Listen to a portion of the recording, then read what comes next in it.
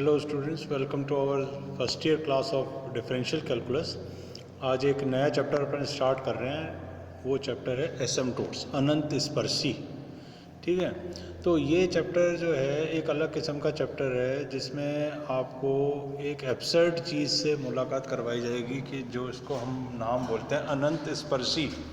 अनंत स्पर्शी जैसा कि नाम से ही आपको लग रहा होगा कि अनंत पे जाके कोई चीज़ जो स्पर्श करे, तो हाँ वैसी ही बात है बच्चों इस चैप्टर में या इस टॉपिक में कि हम टेंजेंट निकालेंगे कहाँ पर, अनंत पर। तो सोचने की बात ये रही कि जब अपन ने अनंत देखा ही नहीं, वहाँ पे जाकर टेंजेंट कैसे निकालेंगे। पर एसिम्पटोट्स जो है वास्तव में एक बहुत इम्पॉर्टेंट आस्पेक्ट है टेंजेंट्स के केस में।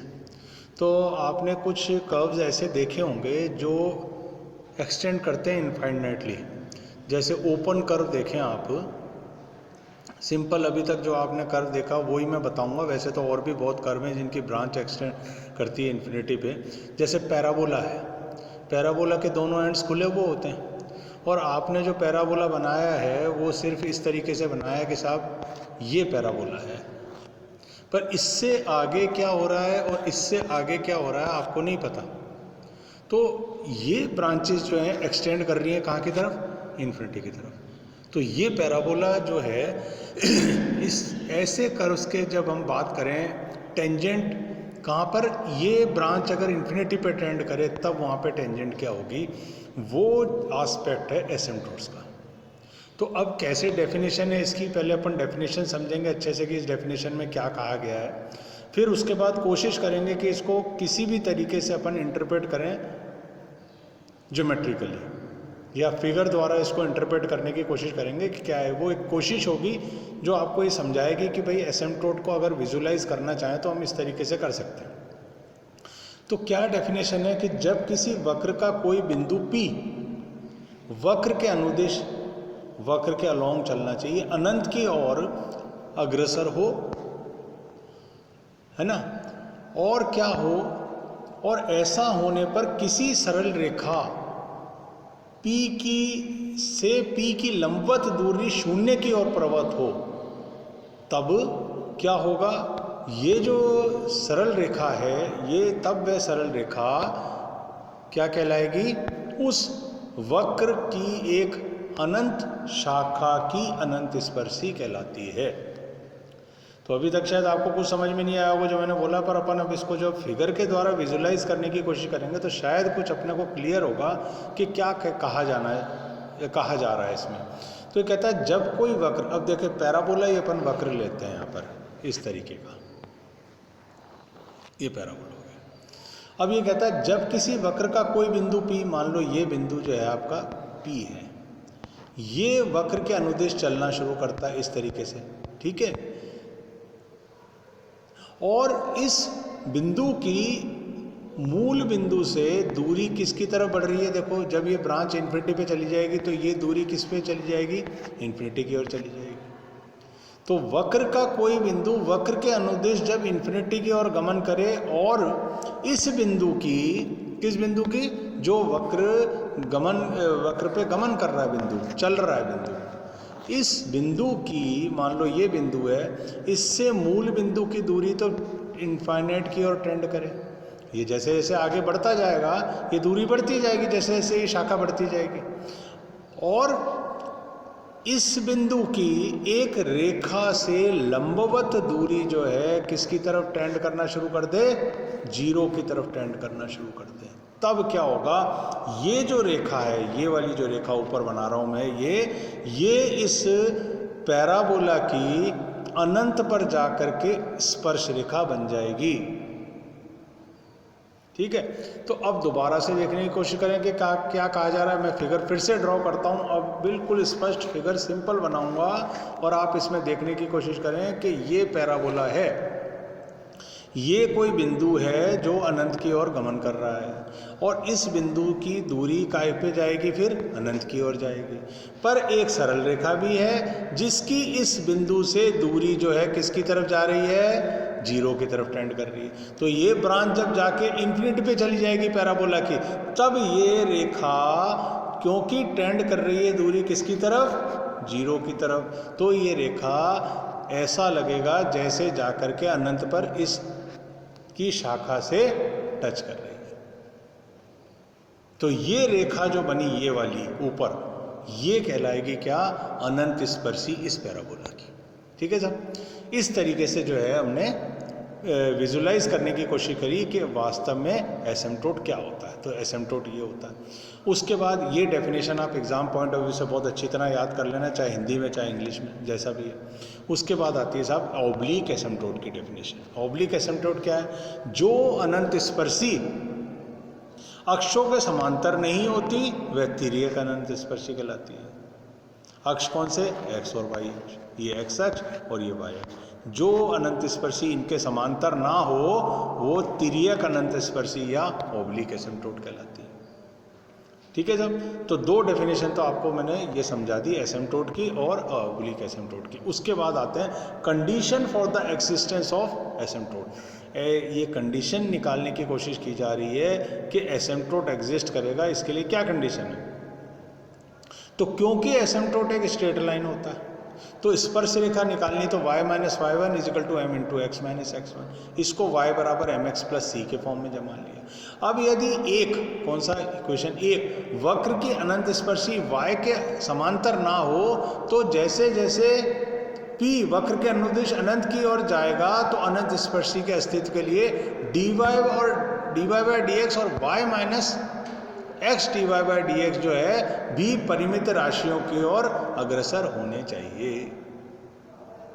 ठीक है, फिर से सुने ये वाली बात क्या है कि जब अब यदि एक कौन सा, एक वक्र की अनंत स्पर्शी हो, अगर ये अनंत स्पर्शी बनने के लिए तैयार हो, तो जैसे जैसे P वक्र के अनुदिश अनंत की ओर जाएगा तब अनंत स्पर्शी के अस्तित्व के लिए क्या होगा, dy बाई डी एक्स और y minus x D by d x परिमित राशियों की ओर अग्रसर होने चाहिए। परिमित राशि क्यों, y बराबर एम एक्स प्लस सी में सारी की सारी c भी परिमित राशि है और m भी परिमित राशि है।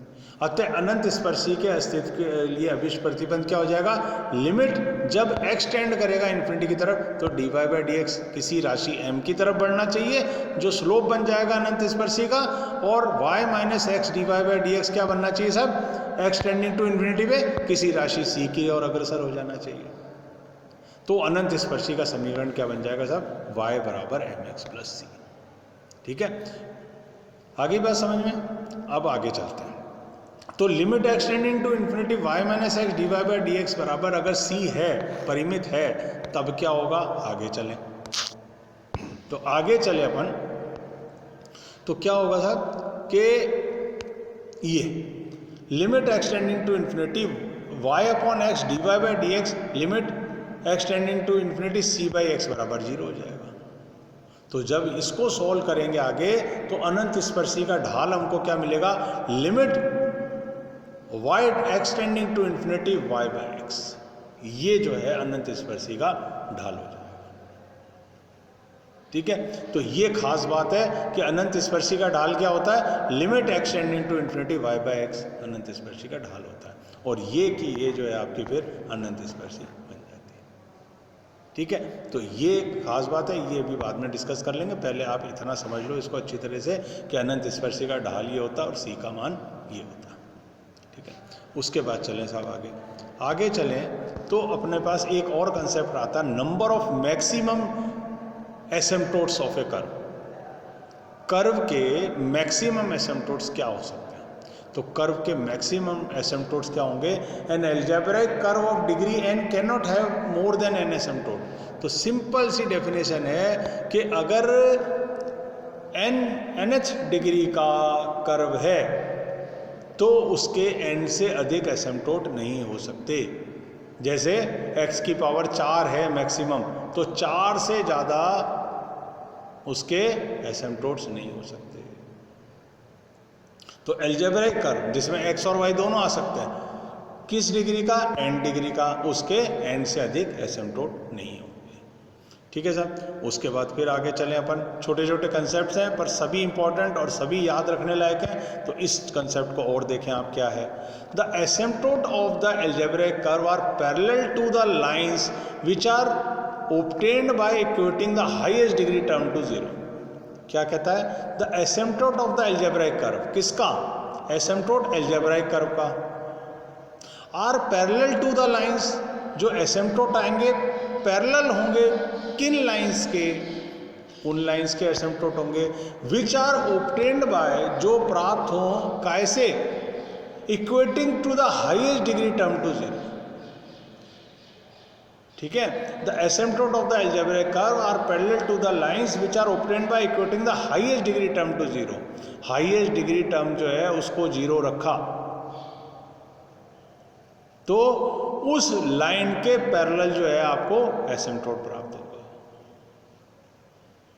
तो समीकरण में उच्चतम घात के पद के गुणनखंडों को शून्य के बराबर रखने से प्राप्त, तो उच्चतम घात का पद अगर x की पावर 4 है मान लो, तो इसका कोफिशिएंट क्या है, उसको जब जीरो रखेंगे तो जो एसिम्पटोट मिलेंगे वो इसके पैरेलल हमको एसिम्पटोट प्राप्त होगा। ठीक है, अब अगर ये थोड़ा सा भी इसमें कंफ्यूजन है तो आगे वाली चीज से और ज्यादा स्पष्ट हो जाएगा।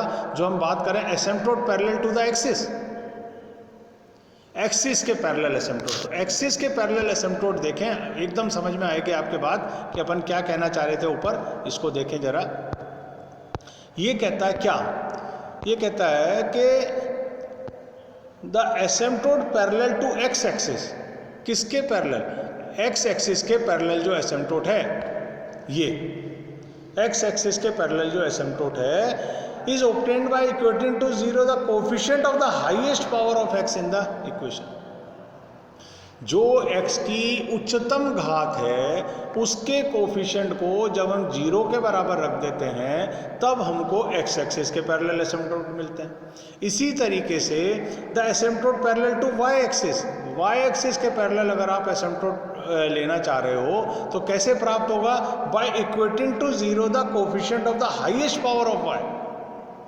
हाईएस्ट पावर y की 4 लिखी है, इसका कोफिशिएंट मान लो x माइनस a है, तो आपने क्या करना है? अगर y एक्सिस के पैरेलल एसिम्पटोट चाह रहे हो तो y की हाईएस्ट पावर, अगर y की पावर 4 है तो इसका कोफिशिएंट क्या हो गया? माना x माइनस a, तो इस x माइनस a को जीरो रखने से एसिम्पटोट हमको जल्दी से प्राप्त हो जाएगा। क्लियर है बात? एसिम्पटोट x एक्सिस के पैरेलल अगर लेना है तो x की उच्चतम घात के कोफिशिएंट को जीरो के बराबर रख दो, एसिम्पटोट मिल जाएगा।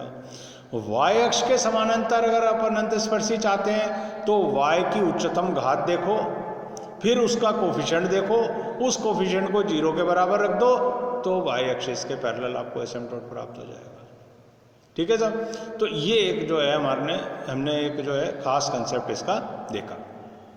उसके बाद अगला है working method for finding the asymptote. Working method क्या होता है एसिम्पटोट को फाइंड आउट करने के लिए? सबसे पहले सर्वप्रथम दो समीकरण से x और y की उच्चतम घात के गुणांकों के वास्तविक एकघाती गुणनखंड कर लेने चाहिए। यदि इस प्रकार अक्षों के समांतर स्पर्शियों की संख्या वक्र की उच्चतम घात से कम है, अन्य तिर्यक। अब ये क्या कहना चाह रहा है इसमें देखें कि सबसे पहले जो भी हमारे को इक्वेशन दे रखी है उसमें x की उच्चतम घात के पद अगर अलग हो सके तो वो कर लो, y की उच्चतम घात के पद अलग हो सके तो वो कर लो। तो जो x की उच्चतम घात का पद है जब उसके कोफिशिएंट को जीरो के बराबर रख दो, एसिम्पटोट आ जाएंगे। y की उच्चतम घात के जो पद हैं उसके कोफिशिएंट को जीरो रख दो तो एसिम्पटोट आ जाएंगे। अगर मान लो इस प्रकार प्राप्त एसिम्पटोट 4 हैं और पूरे अलजेब्रिक कर्व की भी घात 4 है तो आपको तिर्यक एसिम्पटोट ज्ञात करने की आवश्यकता अब नहीं है, क्योंकि 4 घात के उच्चतम घात अगर 4 है तो उसके 4 ही अनंत स्पर्शी प्राप्त होंगी। यदि ऐसा हुआ कि अक्षों से प्राप्त अनंत स्पर्शी 2 आई, परंतु उच्चतम घात कितनी है 4, तो आपको 2 एसिम्प्टोट तिर्यक प्राप्त होंगे और वो उसको अन्य विधि जो आगे अपन डिस्कस कर रहे हैं उससे निकालने पड़ेंगे। तो कहने का मतलब ये हुआ जितनी घात है उतने अगर एसिम्प्टोट अक्षों के समांतर आ जाएं तो वह काम खत्म हो जाता वहीं, और अगर नहीं आते तो तिर्यक के लिए बढ़ना पड़े। तो सबसे पहले फाई एन एम उच्चतम घात n के पदों में x बराबर 1 और y बराबर m प्रतिस्थापित करते हैं। करने के बाद फाई एन एम बराबर 0 करके m के लिए हल करते हैं। m के मूल अगर ये आ जाते हैं तो c अपन निकालते हैं, c बराबर minus phi n minus m 1m और फाई डैश एन एम, तो c की वैल्यू आ जाती है। फिर y बराबर m1x1 m1x plus c1, y बराबर m2x प्लस c2, इस तरीके से निकालते हैं।